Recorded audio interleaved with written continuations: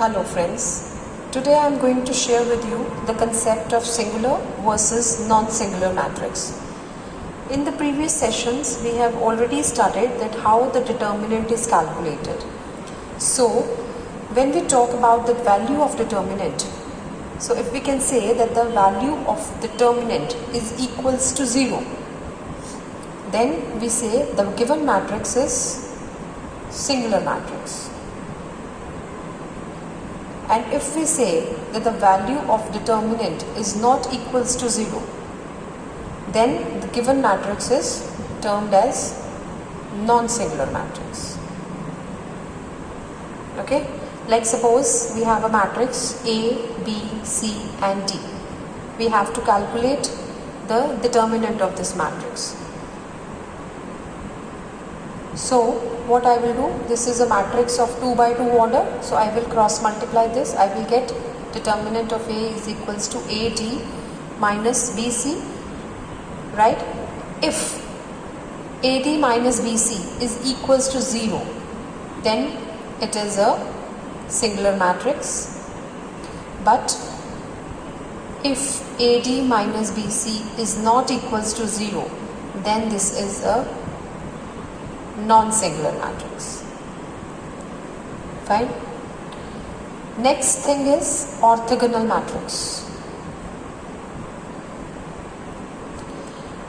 If a non-singular matrix, in case of non-singular matrix, what if we will calculate the determinant and on the basis of which we will calculate the inverse, and we called the non-singular matrix as orthogonal matrix when A into A inverse is equals to A inverse into A is equals to I, and I is identity matrix.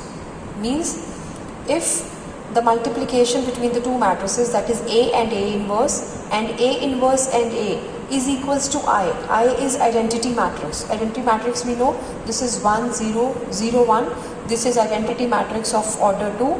If we have 1 0 0 0 0 1 0 and 0 0 1, this is identity matrix of order 3. So if the multiplication of these two matrices is equals to identity matrix, then we can say the non-singular matrix is termed as orthogonal matrix. Fine. So after this, now I am going to discuss with you the concept of AX is equals to B, where A may be written as like 3 2 5 1 3 2 5 1 4. So this is my A matrix of order 3 by 3, and X matrix is of order, let's say x1 x2 x3, or we can take x, y and z also of order 3 by 1, and B matrix can be taken as B1 B2 and B3, again of order 3 by 1. So here we have done make these orders, so at least the dimensions work out to be the correct one. So if we can write a system of linear equation as AX equals to B, where A is coefficient matrix, X is variable matrix and B is on the right hand side, we will get the solution as X is equals to A inverse B. Now how we will get this? X is equals to A inverse B. How we will get this? We have AX is equals to B. What we will do? We will multiply both sides by inverse of A. Multiply both sides by A inverse. What we will get? A inverse into A into X is equals to A inverse B.